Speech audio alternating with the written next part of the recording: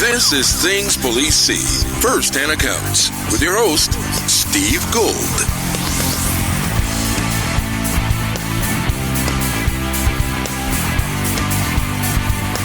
Hey guys, it's Steve. Welcome to the podcast. With me as always is Ken Roybal. Ken, good morning.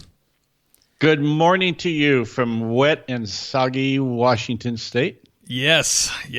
It's actually wet and soggy in Southern California as well. I'm in the high desert, so they didn't tell me when I moved up here. It's a lot like, it's not much different than New England up here.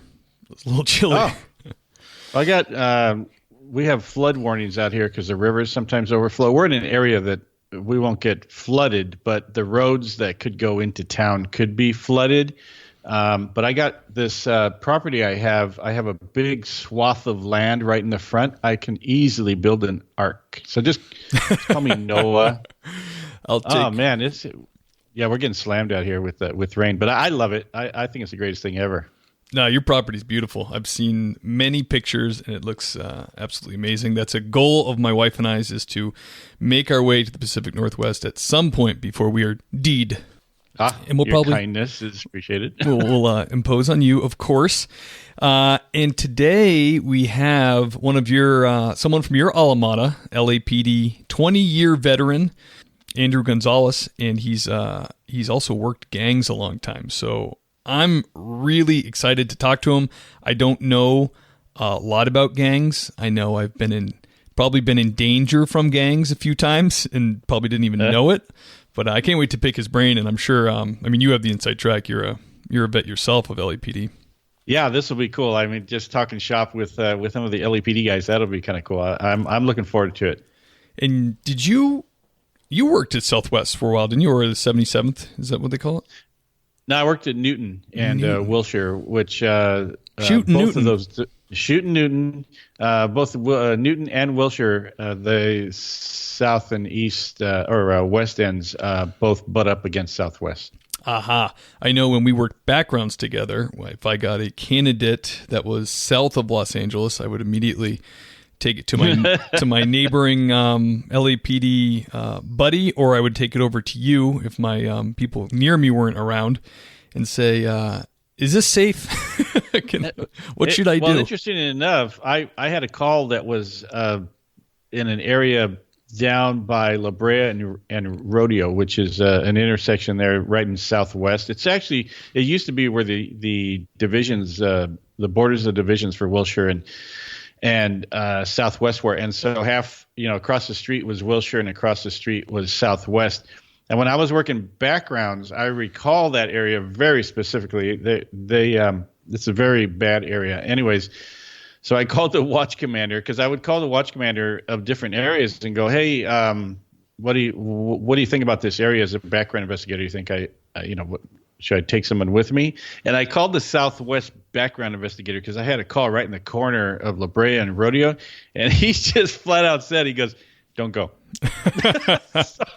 So I just put in my report, per the watch commander advised not to go to this area. And, backgrounds takes it, because there's some areas there's a lot of areas all of Southwest that if you're a gang officer, you work Southwest Patrol, that's a very hotbed of murders and drugs and gangs. And it's just a really hopping division. Yeah. I remember mailing a few questionnaires to neighborhoods in that area. It's not good when you're walking down the sidewalk and there's like guys who are 30 and 40 years old just playing cards on the sidewalk in front yard at noon. It's like, no job, huh? Especially, I could pass as somebody from building inspection, but you're a kind of a pasty white ginger guy, and you're not going to fit in at all, man, over there. So, yeah, I wouldn't go if I was you either. Yeah, there's no, I couldn't even pose as like a predominant white gang member, because I'm not sure there is any white gangs in LA. Yeah, you could have put a little nameplate on and wear a white shirt and just say you were Elder Gould, or something like that. But yeah, that's not. Huh? That's what everybody used to say. They said they either think you're a Bible salesman or you're a cop. Yeah. Mormon and elder going down there. That's the only reason you'd be down there. So, but yeah, I'm excited. All right, my man. Let's dial this guy in. Right. Let's see. Andrew Gonzalez, LAPD. How are you doing, sir? I'm good. Thank you very much for asking. How are you? I'm great. Thank you for coming on. With me is Ken Roybal. He's from your alma mater, retired LAPD. Yeah, good morning, Andrew. Good to meet you. Good morning. Good morning. How are you? I'm good, man. It's like I was telling Steve, I'm up here in Washington State. I'm looking out my window, and we've been getting drenched. So I'm just all in my sweater, and it's warm, and I'm looking out the window, and it's just a gorgeous, gorgeous day out here. I bet. I miss those days. I grew up in New York, and I miss the snow and the changing of the colors of the leaves during the October months and September. I miss that. But in California, we pay for the weather, so yeah, I like that out here too. It's amazing. Man, you moved all the way out here just to work gangs? No, I left home when I was 17. My dad signed some paperwork and shipped me off to boot camp. So I joined the Marine Corps when I was 17. Wow. That was more of a social safety net for me, but I'm glad I did it. And I spent almost 8 years in the Marine Corps, and then transitioned right into the LAPD in January of 2000. That's awesome, man. And what do you? How many years you have on? It's 20, right? Yeah. I'll be hitting 20 in January. And that's in the 77th, right? So I worked 77th for on and off for about 16 years. I worked the gang unit there twice. I worked gang detectives there. I worked narcotics there. And then I worked down in as far south LA as you can go, down to San Pedro, down at Harbor. I worked uniform gangs there.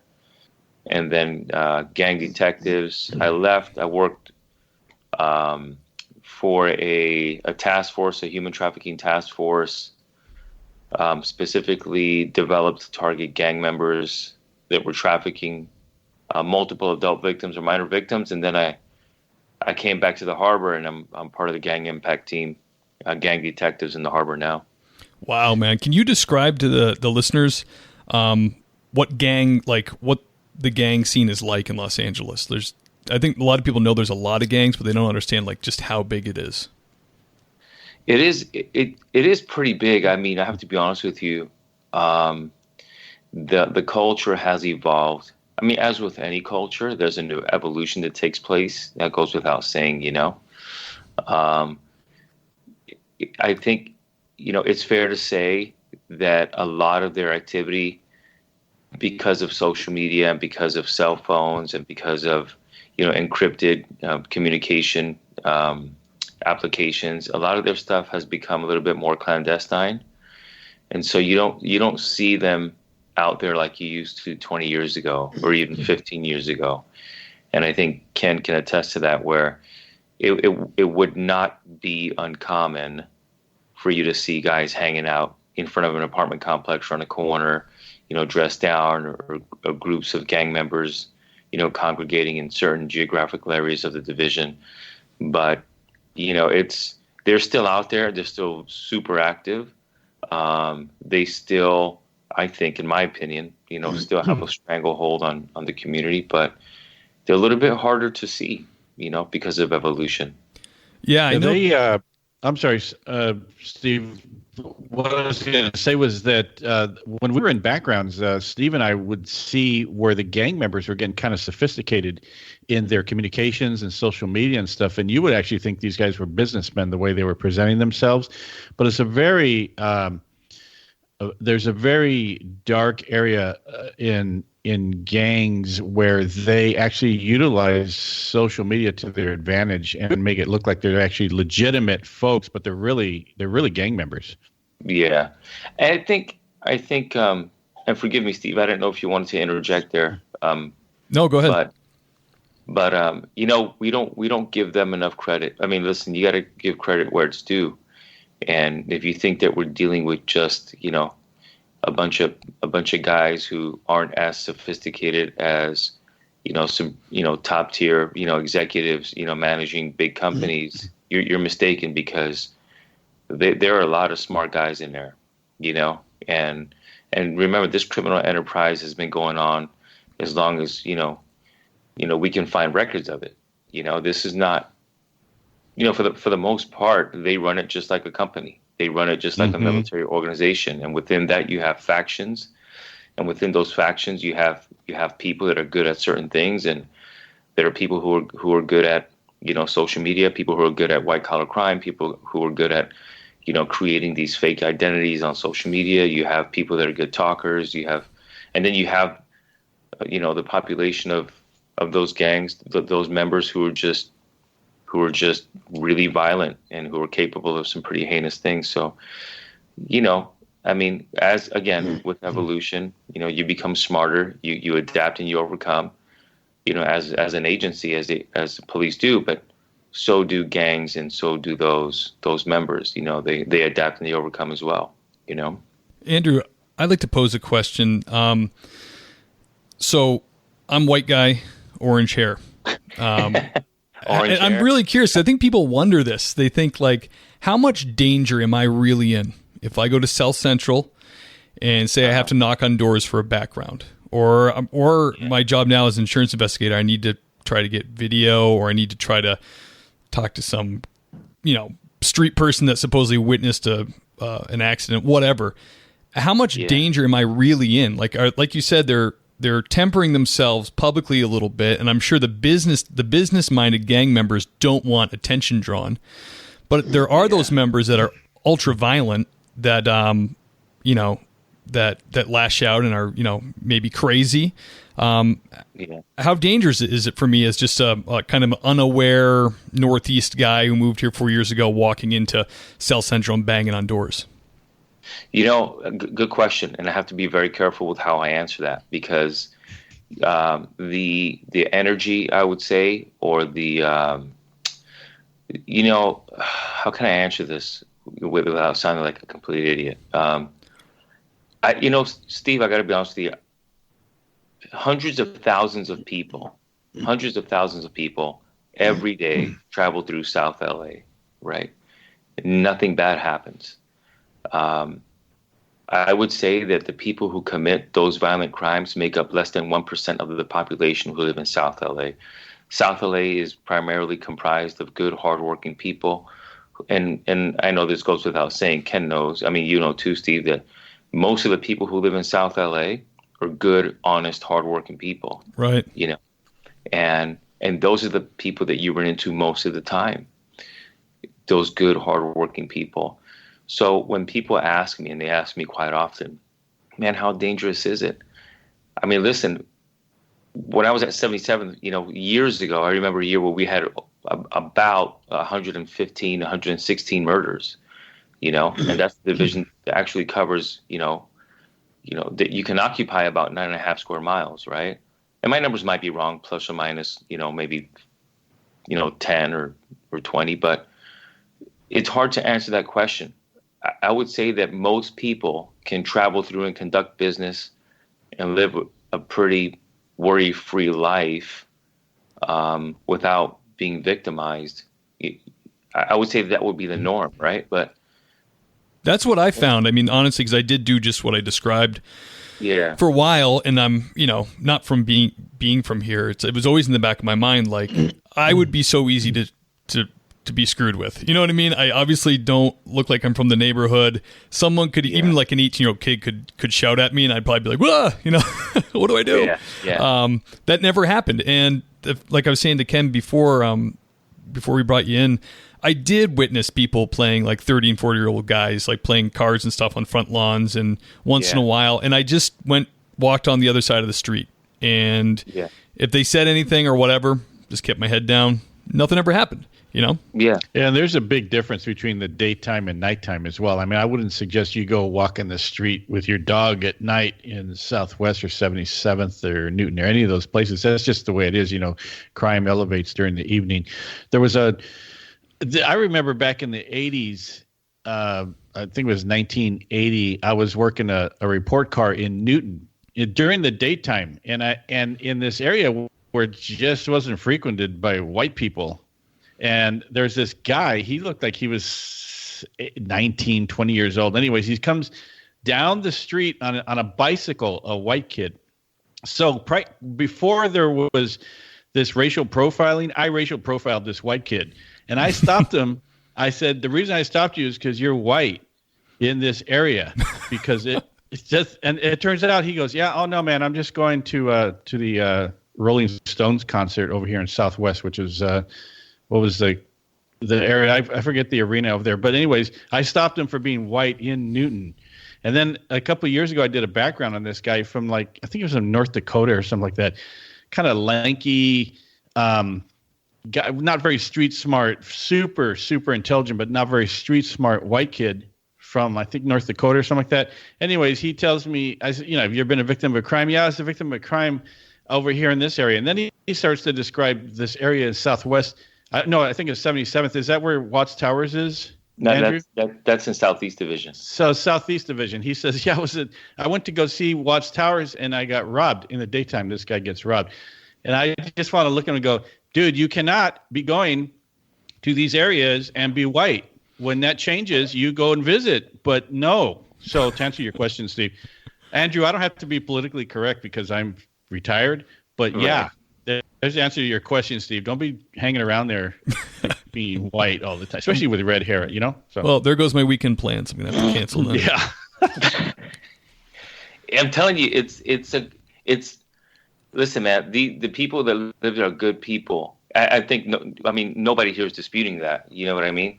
And I think that we can all agree that the violent population or the criminal element makes up a very, very, very small population of those people. You know what I mean?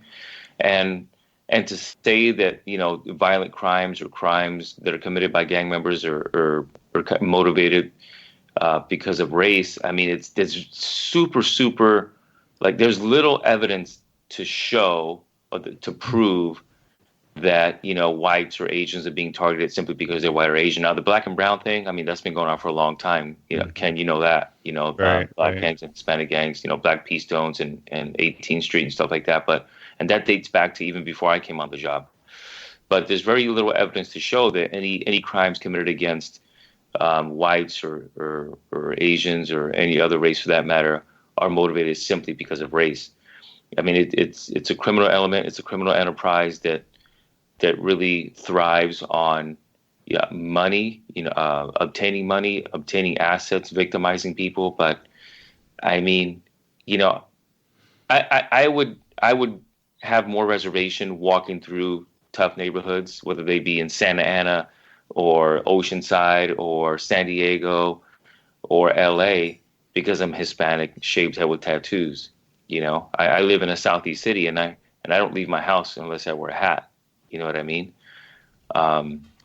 But it's there. It's an environment that we have to live in. It's an organization that exists, and you kind of have to live around it. You know what I mean, Ken?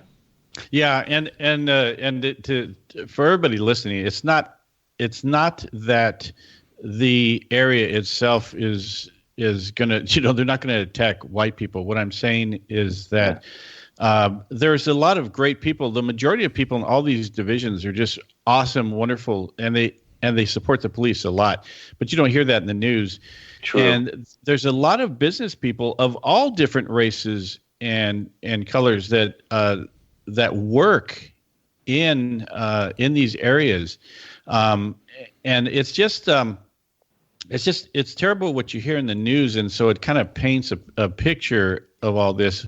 But everybody, generally speaking, the crimes that are committed are mostly property crimes, and the very violent crimes that you read about in the news or hear on the news are people of color against people of color, and that's where the issue. So to preface that, it's not white people. You can't go down these areas because if you're white, you're going to get attacked. It's not like that. It's just that, and answer your question, Steve. But overall, these areas just have regular people, just like anywhere else.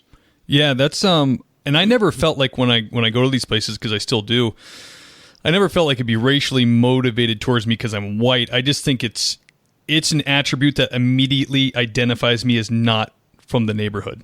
You know what I mean? So they're right away. I always feel like, they probably have some kind of, if you're from the neighborhood, you're probably okay. But if they can tell you're an outsider, maybe not, Yeah.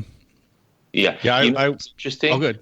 is that that's actually quite the opposite. That's if you're an outsider, there's more reservation in dealing with you, because I've interviewed, gang members, a lot of them, and not only gang members, but people who commit crime.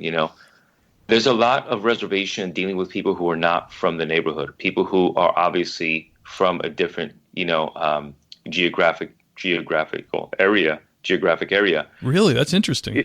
Yeah. If you're from the neighborhood, right? Let's say if I'm part of a gang that occupies a certain territory, and I see another male Hispanic who is obviously easily identifiable as a gang member, but he's from my area but not my neighborhood, there's going to be issues. You know what I mean? If I'm a gangster and I see Pepsi delivery guy, I'm not going to say anything to him. Or if I see insurance guy knocking door to door, I'm not going to say anything to him. He's not in my world. Does that make sense? He's not living in my totally.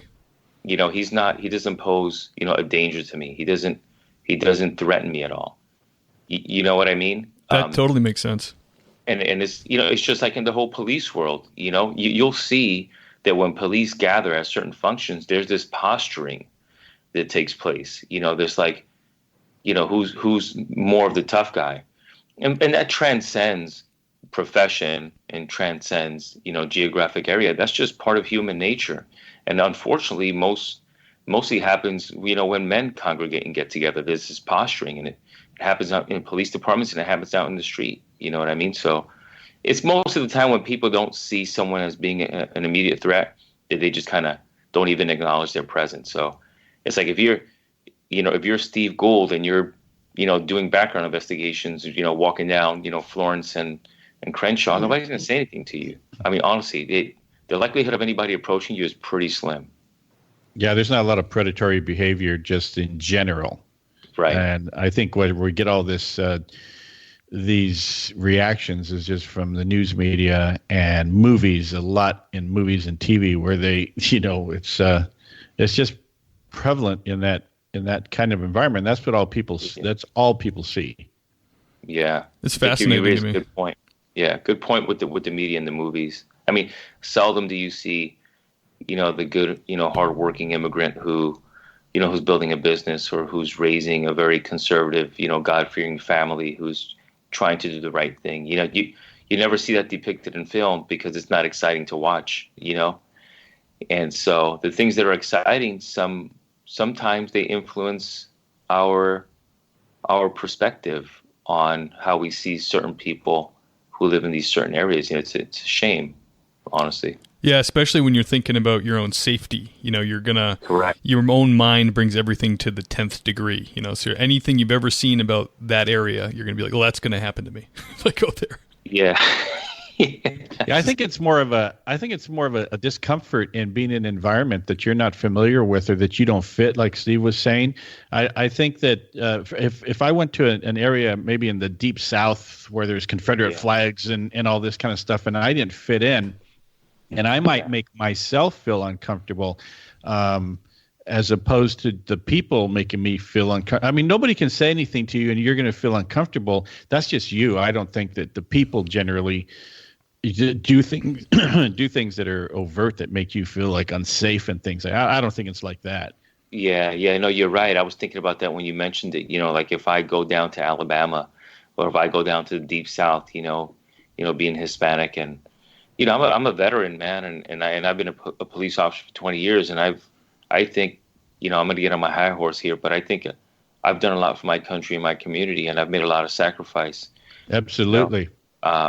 Not in also sacrifice with regard to my emotional state too, man. With the depression and the anxiety and the traumatic stress, and I shouldn't have to feel worried about going to the deep South.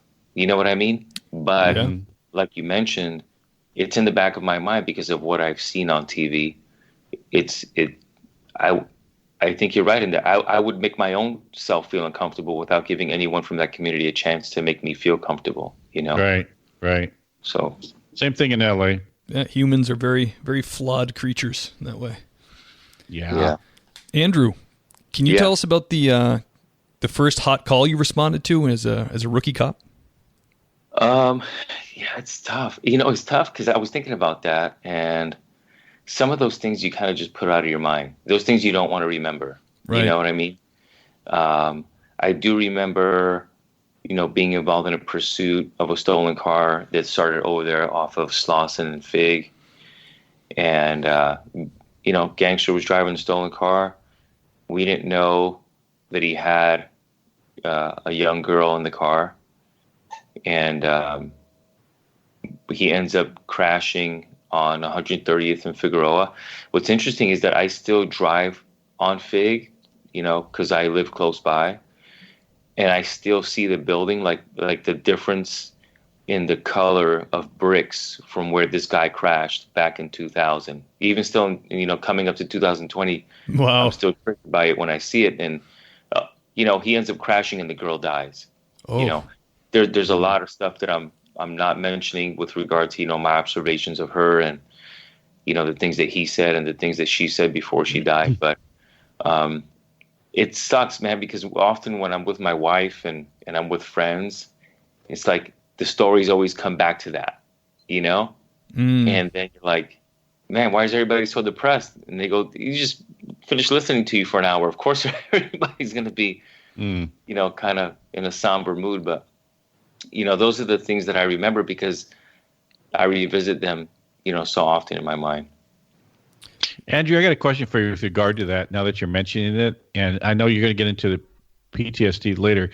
What are after 20 years on the job and working gangs and all that, and working in these South End divisions, what would you say is your take on human suffering and the things that people don't see that cops do see? How do you view yourself and how you see these things or how you feel about them 20 years down the road from when you were first a rookie cop with no facial hair and to now?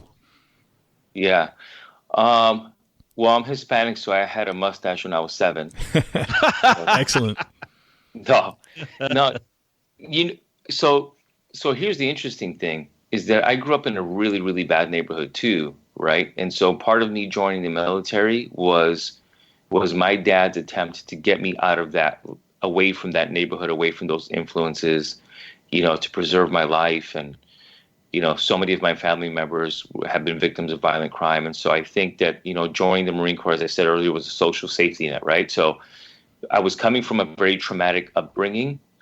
And then I entered the military that was a bit traumatic, I got through it. But then when I joined the police department,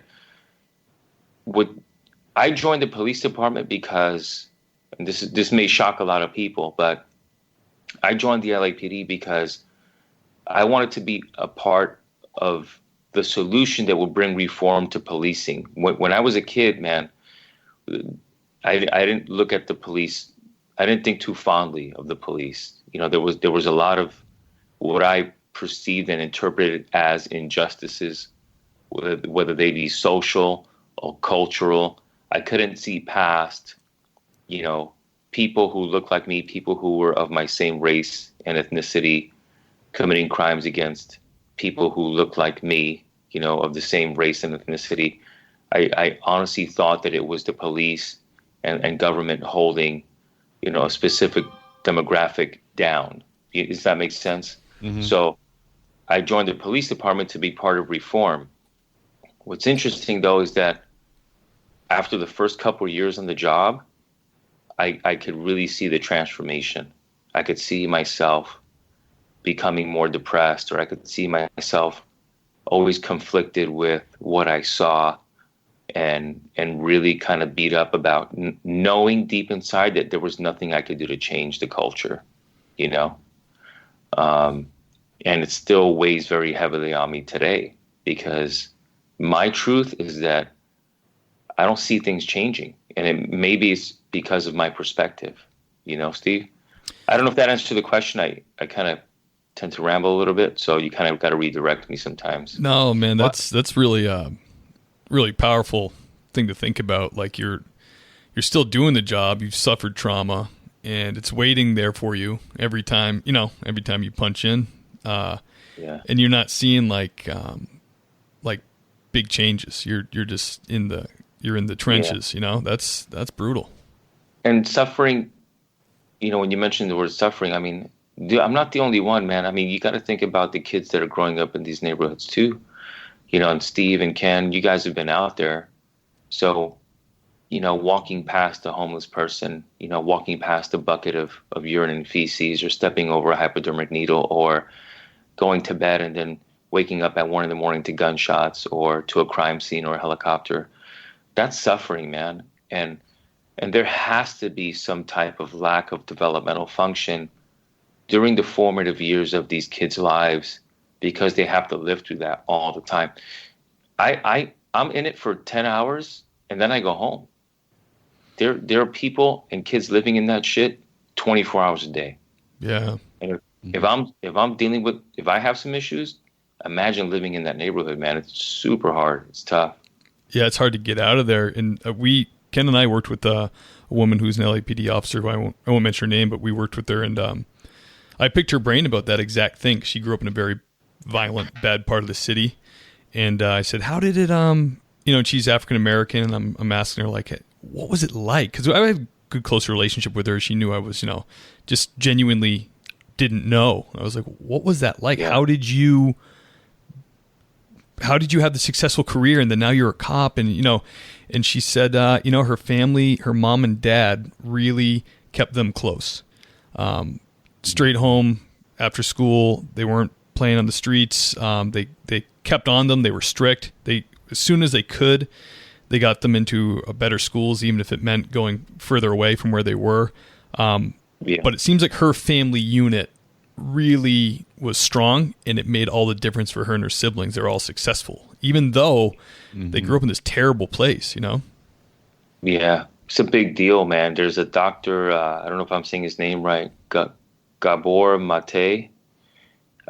He talks a lot about how important it is to have a good family unit. That his belief, and he's been, a clinical psychologist for, 30, 40 years, that without that strong support system, without the nurturing and of the family, whether it be just a single mom or a single dad, but without love, you're going to have a complete breakdown of the ability to deal with trauma and stress. You know what I mean? So it's important. You have to have that strong family bond, that strong family unit. Yeah, I don't think kids, because you grow up in a bad area, dictates that you're going to go down a certain path and that there's no escape from these gangs and drugs and all. I highly disagree with that, because I know kids that grew up in those areas, that they're doctors and they're lawyers and they're police officers. They're very successful people. So it's not necessarily the environment. I totally agree with you guys. It's familial. And if you have a very strong family bond and you're loved when you're growing up, you can do amazing things into adulthood. Absolutely. Yeah, my wife is a perfect example of it. She grew up in a southeast city. She went to Jordan High School in Watts, went to UCLA on a ride, and now she runs a global foundation. You know what I mean? Awesome. So, yeah. And again, I genuinely believe it was because of that really strong family unit and that family support, and having people around you that love you. They can help you weather the storm when the storm does come. Yeah, and kind of go full circle with the kind of direction that you're going in here. Is it's Steve and I know a guy. He's been on 15 years in LAPD, Chris, and he works in Olympic Division where he grew up, and he also runs a foundation that honors fallen officers and does charity events for fallen officers. Yeah. And he grew up in a very, very bad area, but he grew up to give back to the community, because he grew up in a single household, but his mother was very, very strong and loving and strong with her 3 boys. And he's giving back today. Yeah. Yep, that's Blue Coat Music, right? He's going to be on your show today? Or? No, we actually, I interviewed him last year, actually. Oh, awesome. Did you hear about that charity ride where he helped a police officer ride over 300 miles up to Newman, California? Yeah. That was me. That was you? Oh, no way. That's awesome.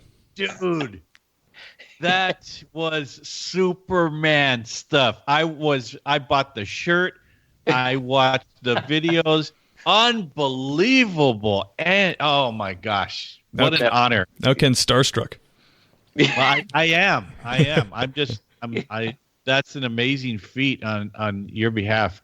That's Congratulations. cool, man. Thank you. I'll get a Sharpie. I'll sign your chest. There you go. I'll run down there. We'll do that. That's a whole nother show on its own. But yeah, that was incredible feat of endurance and strength. That was cool, man. Thanks, man. Sorry, Steve, again. I'm getting back here. No, not at all, man. It's great.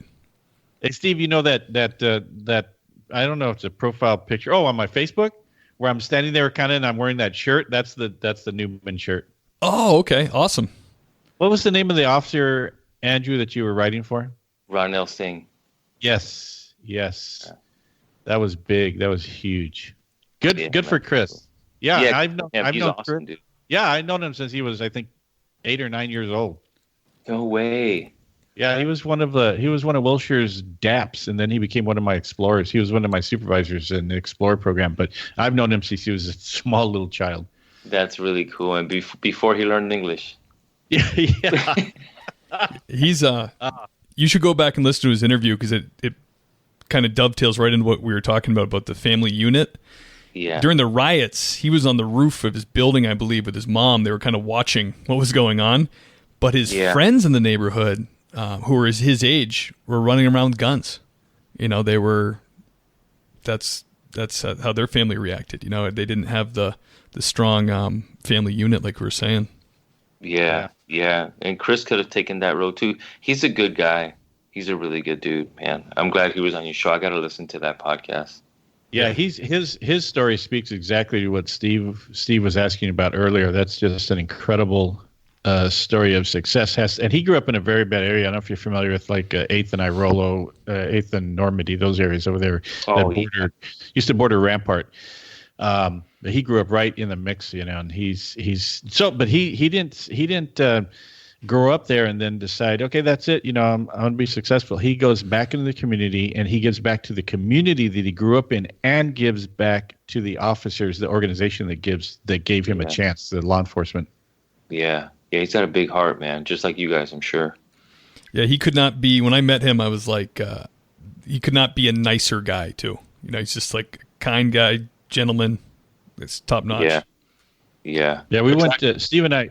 I'm sorry. I was going to say Steve and I went to one of his charity events. One of the where they're doing tattoos. Yeah. Inked in Honor, I think, is the name of it. That's where Steve and I've known him, but Steve met him there too, and just a super cool guy, man. Yeah. Hopefully, you know, he and I can connect again, and I mean, we're good friends, but hopefully, the next Project Endure will be coming up here in about a year. We'll see what that's going to be because you know he started the whole Project Endure thing. The first one Joe Cerrito ran. I think Joe Cerrito ran from Sacramento to Hollywood, right? Or from Hollywood to Sacramento? Yeah, that's the one that ran in full Class A. Yeah. Wow. Oof. Yeah. And then, you know, we got together. We did this challenge, the 300 plus miles on a single speed bike. And then there's another one coming up, man. So we'll see what that one's going to be. It should be pretty interesting. That's awesome, man. That's awesome. Excuse me as I pause for a moment because I'm in awe. Okay, carry on, Steve. Sorry. All right, Andrew, you want to can you tell us a strange or bizarre moment from your time on the job? I mean, I'm sure you got a ton of them, but Yeah.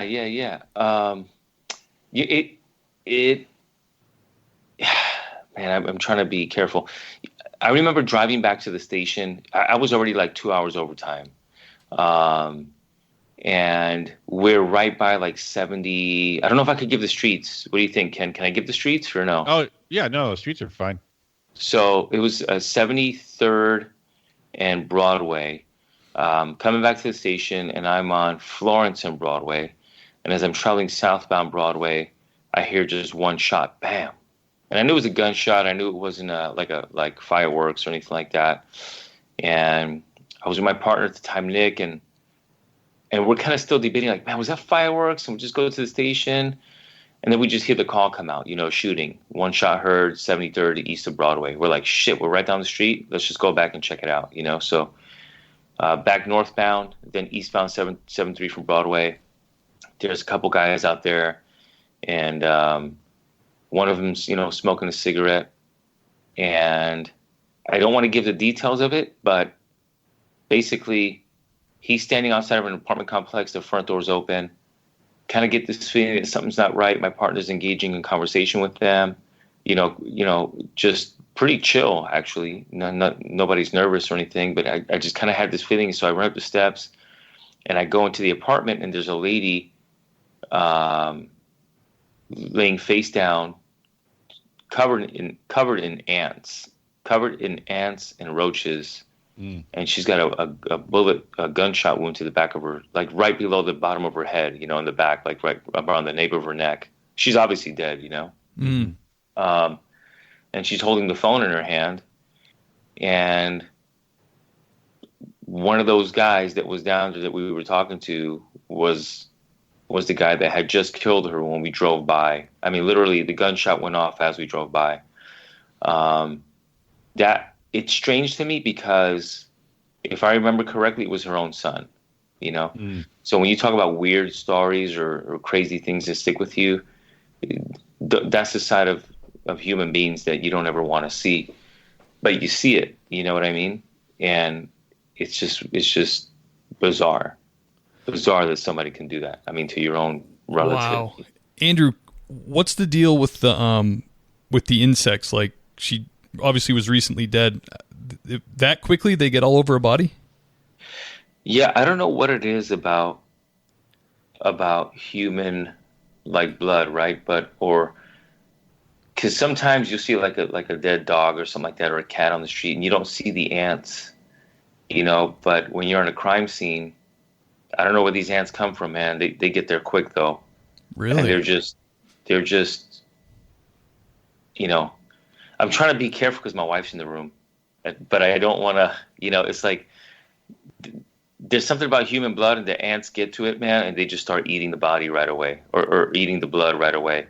And it's kind of sad because that's somebody's son, that's somebody's daughter, somebody's mom, even if it's a homeless guy who's died from, over an overdose or because of alcoholism. It's like, man, that's the human body. That's something that God created. It's soulless. It's just a shell now on the pavement or on the sidewalk, and you're just watching it to preserve evidence or what have you. And it's a really, really strange feeling. Once you connect with what it is that you're doing, you're just like, what? This is really strange. This is really weird that this is normal for us in this profession. Yeah. I mean, I remember seeing a lot of different dead people when I was working in the Northeast, and I had the exact same thought, man. When you look, it's just, they're so clearly, their soul is gone. Like it's so clearly an empty vessel. It's very, I don't know if I'd ever get used to that. Yeah. I don't think anybody can. I mean, you have to be a special kind of person to just completely disconnect from it. For anyone to say, and in the cop culture too. I mean, you guys know, guys are like, there's a lot of machismo going around. You know what I mean? And you can deny it. You can say, oh, it doesn't bother me. It doesn't affect me. Or you can put on a different face, in front of the guys or what have you. But when you're alone, you can't lie to yourself. And when you look in the mirror every morning, there's one person that knows the truth, and that's you all the time. And you know that it affects you. So you can put it aside all you want to. You can play the tough guy. You can mask it by having a couple beers. That's what I did for a long time. Sure. But eventually it's going to come up and it's going to bite you. You know what I mean? And for those people listening, or for those people who are in our profession, who are probably in the company of someone else listening to this podcast, you can deny it all you want, but you know the truth. It's going to come up and get you sooner or later. And the trick is to get in front of it, Steve, to kind of identify it and start to remedy it as soon as you can before it gets out of control. Absolutely, man. I mean, when when I was became a cop in Massachusetts, they worked me for a year with the part-time training, because you're allowed to do that for a year. You can be full-time with only the intermittent academy. So I really didn't know like anything really, and I was getting all on-the-job training. But long story short, a guy I had bought a sandwich from that night, who I knew and had a relationship with and known him for years, died sweeping up shop. I was the first one there. There was a girl from the kitchen just kind of impishly trying to do CPR on him. Medics ran through the door. He had that just open mouth, open eyes. Like that face alone was like, whoa, I just wasn't ready for it. And this isn't a hot call. It's just a dead guy, you know? And my sergeant showed up, and then the scene was busy, and we were doing everything we could to help and CPR and all that. And later he was like, you all right? I'm like, yeah, like trying to be tough. I'm like, yeah, I'm fine. He's like, you were green. Yeah. He's like, you were like the color green. I'm like, yeah, I felt a little bit woozy for a second. He's like, it's okay. That's all right. He's like, don't worry about it. He goes, no one really noticed. It was busy. He goes, I noticed because, I'm, kind of a trainee. But that little call really rocked my world, man. Yeah. I remember one of my training officers, I kind of got worked up. This is years ago, man. It was a 12-year-old kid was shot over there. Like, I think he was somewhere like off like 54th around like Van Ness area. And I just remember, just kind of watering up a little bit. You know what I mean? Sure. And my boss, my training officer was like, hey, man, you get makeup in your eye? Mascara in your eye? Classic. But, yeah, you can kind of... Uh-oh, we lost him. Oh, where'd he go? Said he left the conversation. Let me add him again. He must have touched something by mistake. Hello? Hey, you're back. Oh, yeah. Sorry about that. No problem. But no, so my training officer was like, hey, man, he's like, you get mascara in your eye? I'm like, yeah. Oh, brutal. But no, it gets to you, Steve, that's it. I mean, I think that's what we're acknowledging right now, that it gets to you. Man, I was a town cop in a small town, and doing 20 years at LAPD is, I can't even fathom the things you see daily. It's a blessing, man. It really is. It's a blessing, man. It's a great agency, great people. I love the people that I work with. Just like any other agency, you got knuckleheads, right? Like you got to work with some boneheads sometimes, right? People that annoy the hell out of you, but it's a great job. I really can't see myself. I want to do other things. I want to grow in life, but I'm happy, man. I like what I do. It's stressful as hell. But when I get a couple of days off and I kind of decompress, I'm ready to go right back, That's great, man.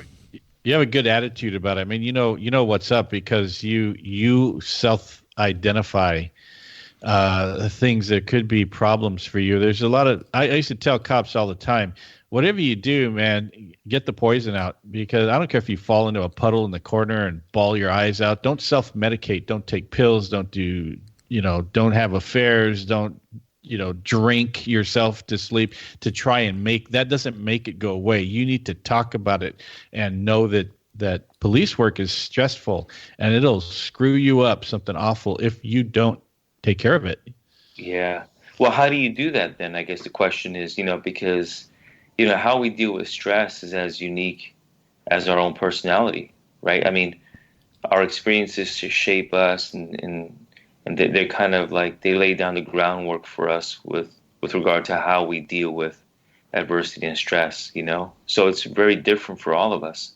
I've had people ask me, well, how do you do this or how do you deal with that? And a lot of times my response is, I don't know, man. Like, you got to figure it out. I hate saying this, but it's like, you got to figure it out. What brings you joy? What allows you to get away from work, man? Is it hiking? Is it mountain biking? Is it running? Is it reading? And what does that look like? You guys have been around for a long time. What works and what doesn't work.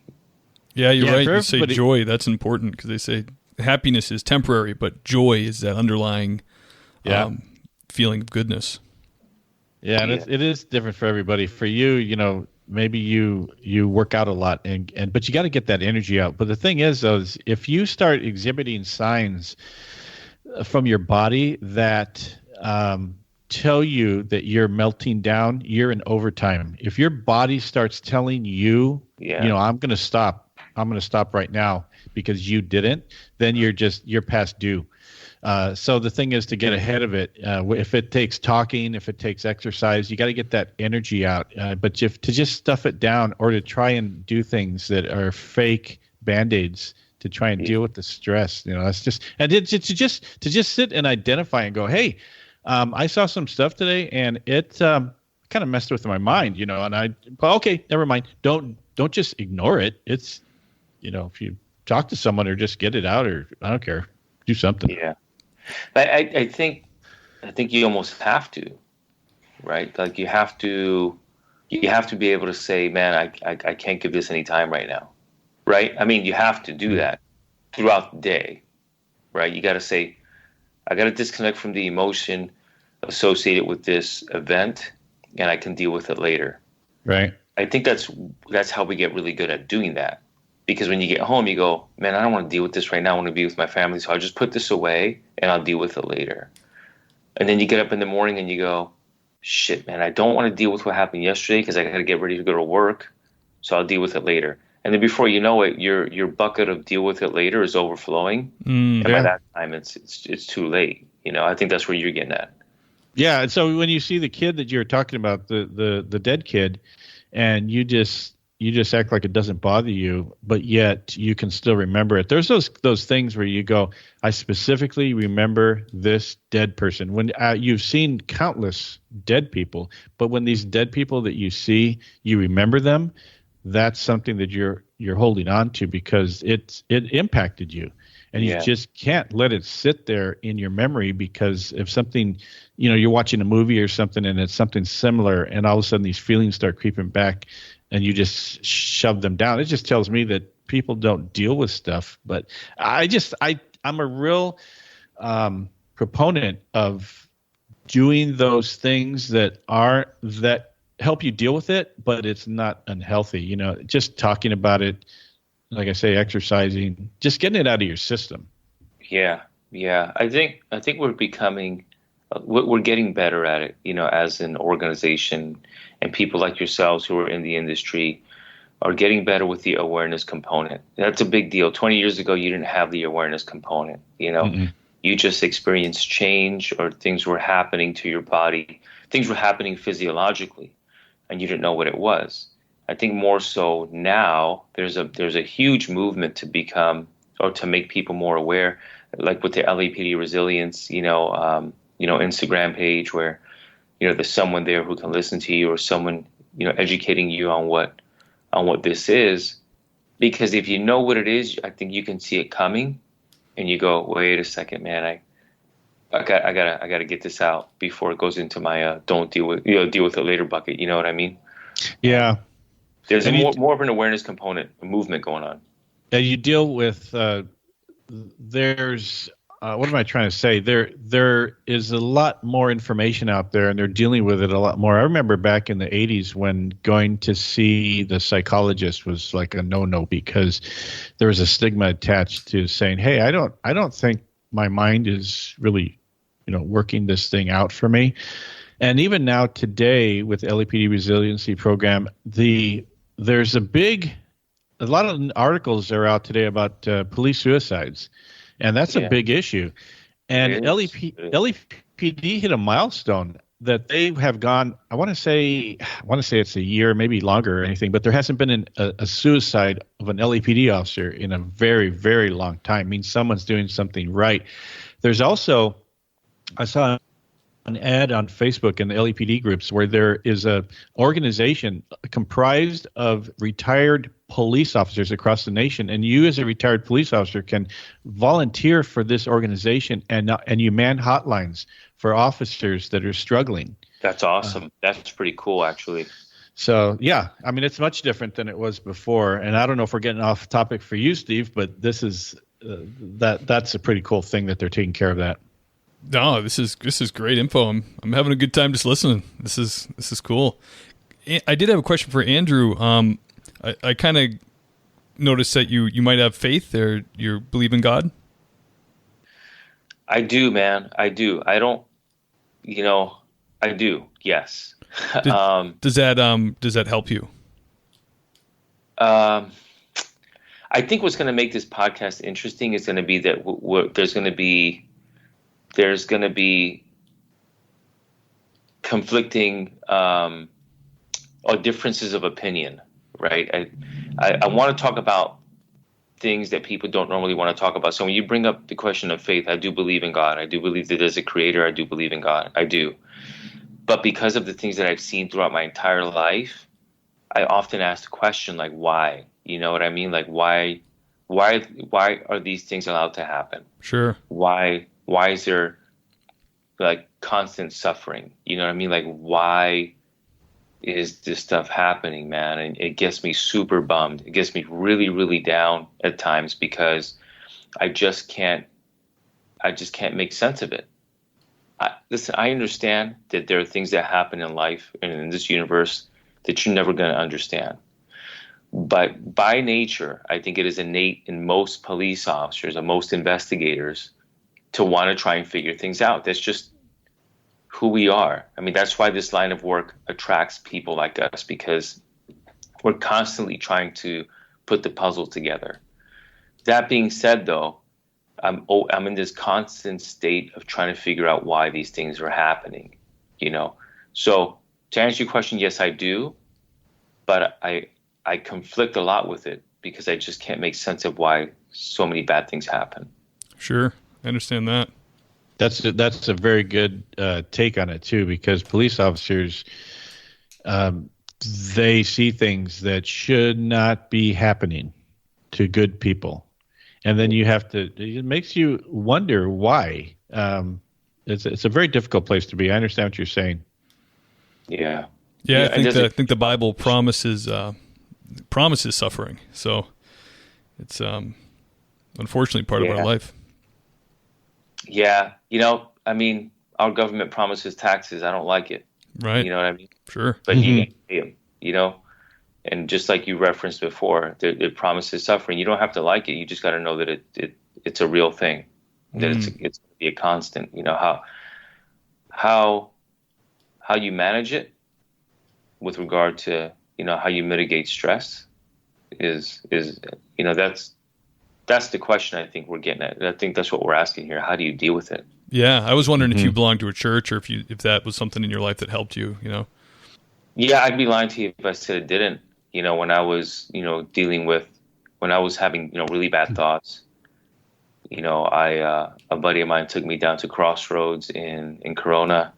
And then I have another really, really good friend that I met when I was working human trafficking. She's the director of compassion at Eastside Church in Anaheim. A huge church, good people. So yeah, I mean, when you get really close to faith, things just work out. Things get better, when you connect spiritually with whatever it is that you connect with spiritually, right? Because I have colleagues of different faith, and they identify God as a different being or a different energy. But when you're close to your faith, things can only go right, But again, like a lot of guys and gals on the job, that's something that honestly a lot of people don't talk about, Yeah, that's interesting. It is kind of fall by the wayside. Ken, you were a chaplain for years, so. Yeah, I was an LAPD chaplain from 85 to 90. Yeah. So I was talking to officers and conducting funerals, did a couple of marriages, stuff like that. But it's there's a lot of tragedy out there within the department too that has to be dealt with. And that time back in the 80s, it was chaplains, and there wasn't really any kind of an infrastructure as far as mental health for the officers. So it was us, and there wasn't anything really. So we just kind of had to deal with a lot of stuff on our own. Yeah. There was beer. Beer was always flowing. Beer. No, man, you still had a lot of guys that were working out all the time. And, but like I said before, LAPD is getting ahead of it. My hat's off to them and the leadership, of the LAPD, because developing this mental health awareness program and the services and the BSS and the availability of doctors for us, man, it's unprecedented, I think. And as you look at the organization and you look at organizations throughout the country, I think ourselves and NYPD, I think we're the tip of the spear with that, because LAPD lost about 8 guys in a couple months to suicide. Wow. It's always a terrible thing. Yeah. Okay, back to the fun stuff. Andrew, do you want to tell us about the one of the most intense or terrifying calls you went on? Yeah. I think it had to be, the first shooting that I was in, or the second. The first shooting that I was in was terrifying, man, because you never think it could happen to you. When you're chasing the guy and he turns around, and then when you turn the corner, there's a gun pointed at you. Oof. And time freezes. It just stops. And then, it sounds cliche, but you do. Anybody who's ever been in that situation can tell you that you start thinking about your life and all the mistakes you made and all the good things. And in that moment, before the moment you pull the trigger, for me anyway, and this is, it's, you really start thinking about what's important in life in that split second before you really believe that your life is going to be taken from you. It just goes into slow motion, and you start thinking about everything, tactics and communications and your body positioning. And, every breath for me, every breath that I took when I was running, I could taste the air, so I not only do you become hypervigilant, but your senses are on, they're hypersensitive, because I could hear so clearly, I could see so crisp, I could actually taste the air. When the gun went off and you run through the smoke, you can taste it, you can smell it and stuff. And so wow. It's it's really intense. That was the most intense moment of my life, not only on the job, but in my entire life. That was really, really crazy. Would you say it's akin to you ever have one of those dreams when you just can't move fast enough? Like you're in slow motion and it's like you desperately know what you want to do, but it just feels like nothing's happening fast enough. Is that how it feels?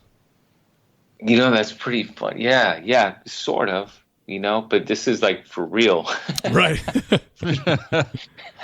It's like, I in my mind, I was telling myself, you got to move out of the line of fire. You got to move out of the way faster, but I just couldn't move fast enough. And my mind was telling me to do something, and the speed at which my mind was processing the information was so much faster than my decision and my reaction time, And so there was this really intense anxiety and fear, because I knew what I had to do. My body just couldn't do it fast enough.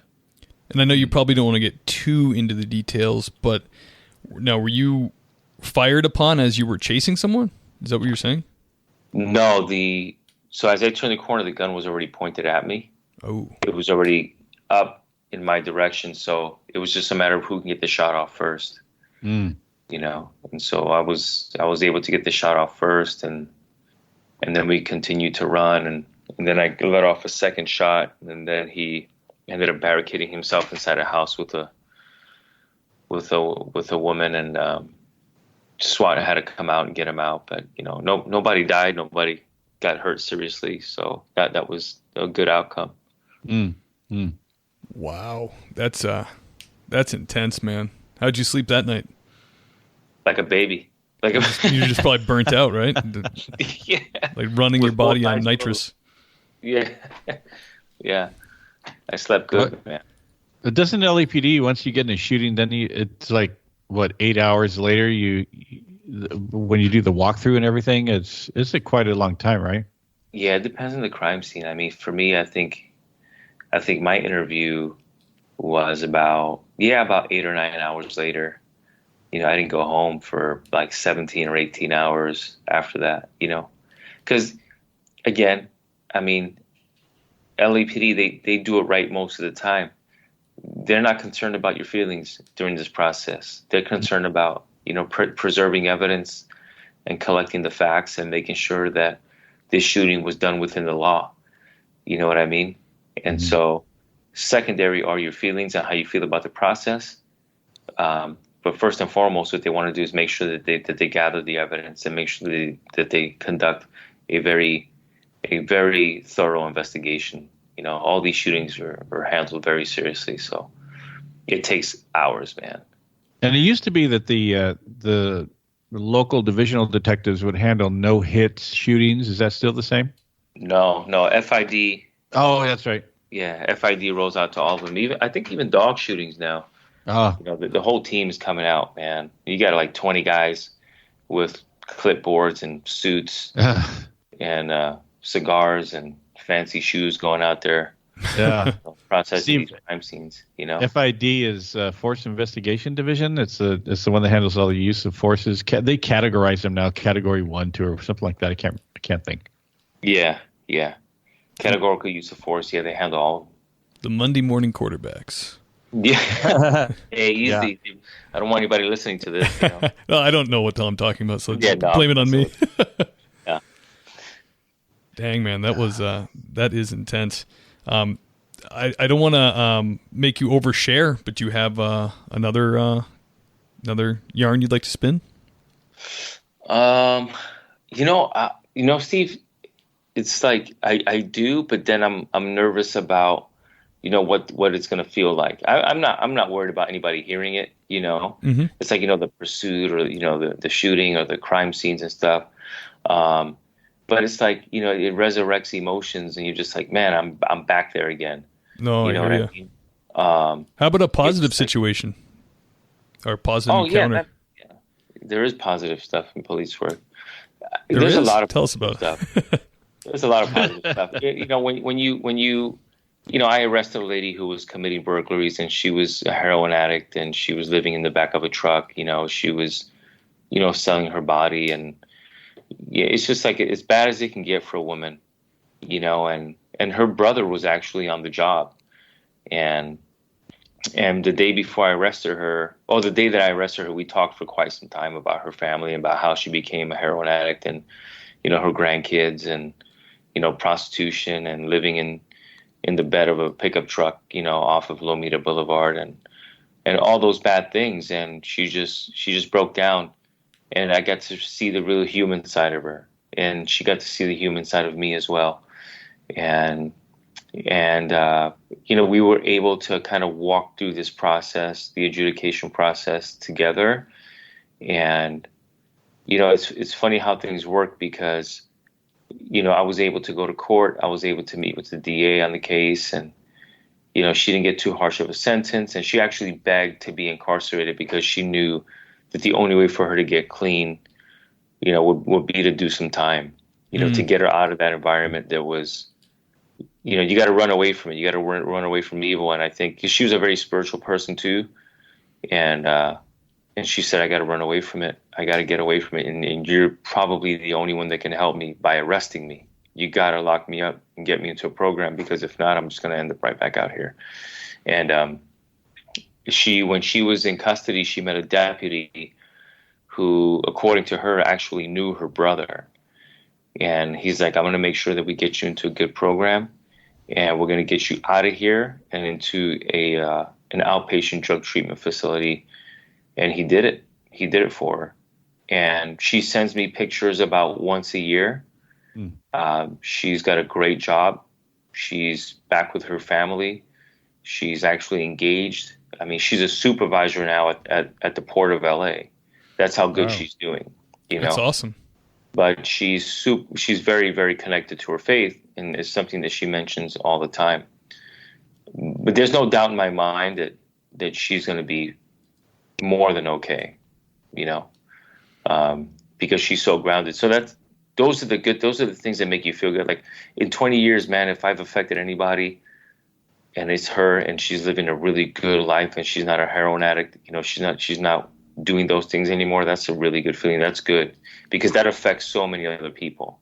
People that hear the story, and then, people who now she's helping, get sober and clean. And then it does a lot for the relationship between LAPD and people who are out there on the street too, Absolutely, man. I that's a great story to hear, because, I'm empathetic, and I travel from Bakersfield to the Mexican border for my job now, and I go to bad parts of cities, and I see women like that are just destitute and just in terrible shape and out there hooking, and you think, like, is there any hope? Like, could this person possibly turn around their life? And just the cynic in you thinks no. Like, they're not gonna. This is it for them. They've reached the end of the line. But hearing that story, man, that really that's really great. That's really lifted me up. I like that. Good. There's a lot of good people out there. There's a lot of people suffering too, man. But if you find one that, when you see hope, you gotta follow through. You gotta stay with them. Because even if you affect one person throughout your career, man, that's good. It's one person that probably wouldn't have been touched if it wasn't for you. Absolutely. Yeah, there was an officer. I almost want to say he worked Central Division, but I think every year he does like he puts together this thing where he gathers, maybe it's a food baskets or something like that, where he has a foundation or something where he helps the people. So sometimes there's police officers, you don't hear about it a lot, but sometimes there's police officers that go above and beyond, and they see a need from their work, and they go back to those areas, and they do. It's kind of like Chris, but like Christmas time or Thanksgiving, and they'll arrange all these things. And I think one of the famous guys on Skid Row is Dion Joseph, who's a senior lead officer. These guys, it's like, Andrew took it another level. He didn't just go, okay, don't come back here and then just forget about this person. You take the time, and that's part of the job that people don't see, the human face of the job, where police officers actually go out of their way, where you see this. There's articles about Shop with a Cop all over the country, where police officers get donations and things, and then they take these underprivileged little kids to Christmas shopping at these big stores, and everybody, it's a big project. But a lot of people don't see that humanity behind the badge, Andrew, where you took the extra time to work with this person. And you mentioned Shop with a Cop, Coffee with a Cop, and those things. And I did that stuff for a number of years too. I'm going to be honest with you. I don't think they work for. I don't think they work and I think it's because of the line of work that I'm in. Specifically with gangs and stuff. But you know what works, and I tell my wife this all the time. It's when you have a conversation for 20 minutes or 30 minutes with the lady who owns, the liquor store on the corner, or the victim who was just shot at, or the victim, who was just robbed, or when somebody says, "Hey man, can you talk to my son?" Or I took one of my victims out to Ross and bought him clothes for court, and this kid didn't have 2 pennies to rub together. Stuff that no one sees, no one hears about. That's what makes a huge difference, man, to be honest with you, because most of the time, things like Coffee with the Cop and Shop, that shit's all for photo shoots, It's all for the dog and pony show. And those relationships and those interactions are very superficial, and it's insulting to the community because they know that. They know that this is nothing more than just a superficial photo op, and I've had people tell me they take offense to it. I've had people tell me to my face, "I'm not going to your Coffee with a Cop. What I want from you is to be present when I call you. What I want from the police is when somebody's crying, for you to put their arm around them, or for you to touch their shoulder, and for you to say, don't worry about it. We're going to do the best we can and make sure that we do the right thing." They don't want political answers because they hear it all the time. They hear it they see it on TV all the time. They don't want to be lied to. And I think a lot of times, we insult people's intelligence. What the community wants, what they told me, is that when I call you, man, I want you to be here. I want to see you patrolling up and down the street. I want you to get out the car, and I want you to talk to the kids out here in the street. And I don't want there to be cameras around. You know, I want you to see the human side of us, and I want these kids to see the human side of you. And the beautiful things happen and the magic happens when nobody's looking, you know, when the cameras are off and there's no one around to document it. That's, you know, just getting out the car and playing basketball with a kid. I used to do that all the time by Wilmington Middle School. You know, 2 or 3 times a week, I'd get out and play horse with a kid for 20 minutes. You know what I mean?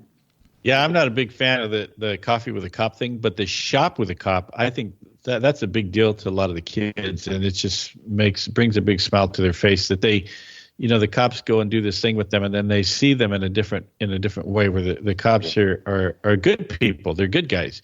Yeah. And there's a lot of I want to bring out like wrestling with a cop. How about wrestling with a cop. There you go. Or box with a cop. Box with a cop. Where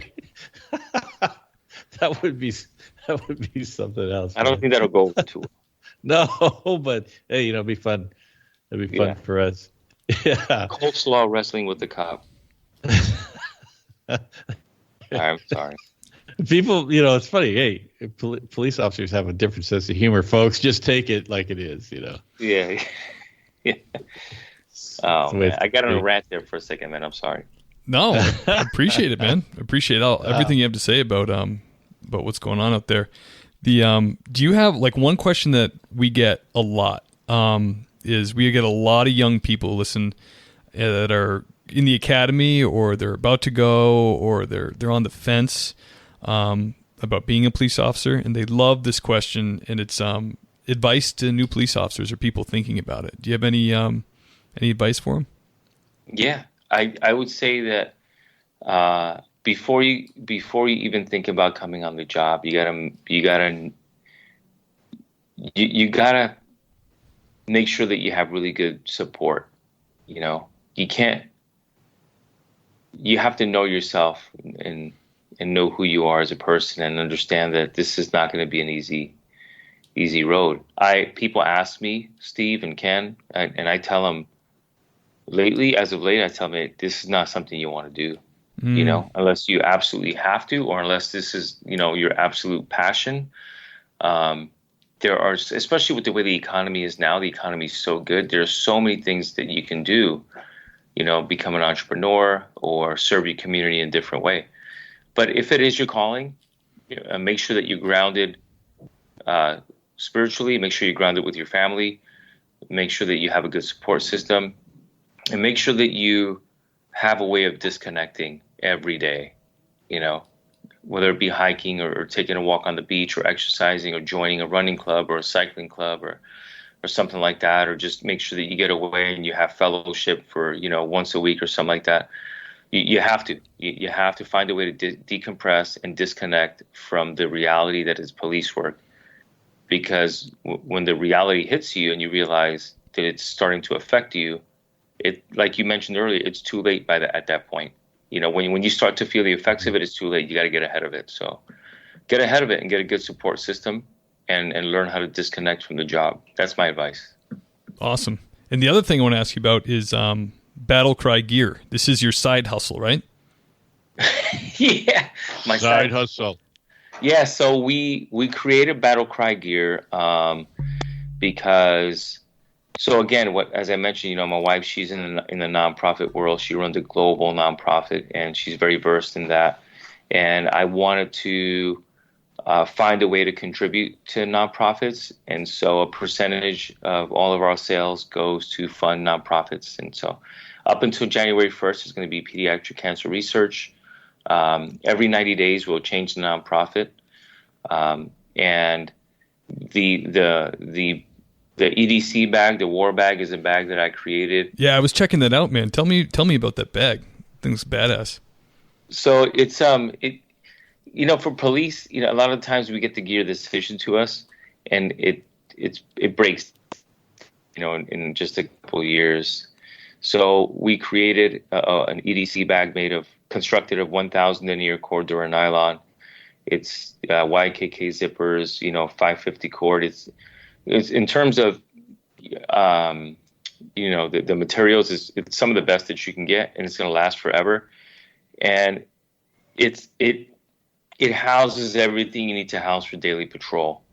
And so you can get rid of the overseas made stuff. Not that there's anything wrong with that. It's American made by American workers, and it's made by first responders for first responders. So everything that you need for a daily carry bag on duty, there it is. And the nice thing is that I wanted to create a versatile piece that not only could be used on duty but off duty as well. So if you're going on a 3-day trip, the bag houses, everything that you need for a 3-day trip. We designed it so that it fits in overhead compartments on planes, underneath the seat on planes. It fits in the TSA cage. It's just a very versatile piece. It's very well made. It's beautiful, and it helps fund nonprofits, and that's what we're about. That's awesome, man. That's very cool. Thank you, Steve. Cool bag. Your site is battlecrygear.com, correct? Yeah. We're still a fledgling. We're getting it going.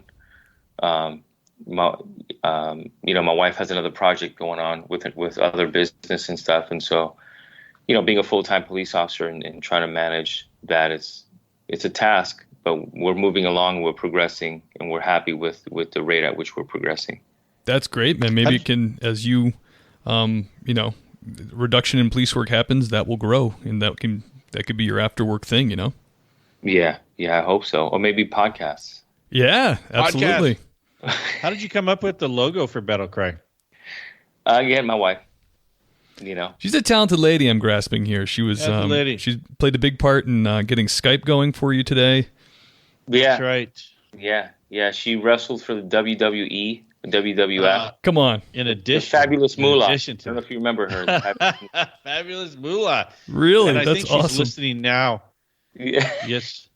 She's listening into the podcast right now as we speak. So well done. I like the cap. Yeah. Cool. You know what, Steve and Ken, I'll get you guys one. As soon as I get back to LA, I'll send one out to you guys for sure, man. Oh, cool. Thank you. Yeah, I like that. I like that blue symbol there. That's cool. Yeah, I'll make sure you guys get one. You just shoot me a text or shoot me a DM. What color you want? I'll make sure I get it to you. Oh, thanks. We'll man. have Steve's people contact your people. Yeah, and we'll all get together in that. Yeah, that's cool, man. I like this gear. I appreciate it, man. Thank you for the plug. I appreciate it. Of course, man. Yeah. Thank you for coming on, Andrew. This was a great interview, and man, I really feel like we got to see inside the mind of an officer that works gangs. It was really enlightening to me. I appreciate it. And again, man, I tend to ramble sometimes. I just appreciate the opportunity to kind of get some stuff out. I hope I articulated things the right way and I wasn't too offensive. But I hope that it was engaging as well. I know that this is the very beginning of a very, very long career in these types of podcasts for you guys, and I wish you guys nothing but the best. And I'm really honored and flattered that you would invite me to come on. Oh, thank you, sir. And again, thank you for coming on, and please be safe out there, and we'll definitely stay in touch. I will. Yeah. I will. Much appreciated, and I'm hoping brother. that we can all get together and do some practicing on that coleslaw wrestling soon. Absolutely. Wrestling. There you go. Yeah, this is a good time, man. We had a really great time. It was good to catch up with someone that was on the LAPD and just get some of those old streets that I remember back in the day. Yeah. It's good that we interview someone like you, because someone like me, I can't remember going back that far, but it's good, man. It made me feel good. Thanks again. I appreciate it, guys, man. Blessings to you guys, and I really hope that we could talk again soon. Maybe have a reunion over lunch or dinner or something. Absolutely. That sounds great. All right, man. All right, brother. Take care. You be safe. You too. Thanks, Steve. Thanks, Ken. Thanks, bud.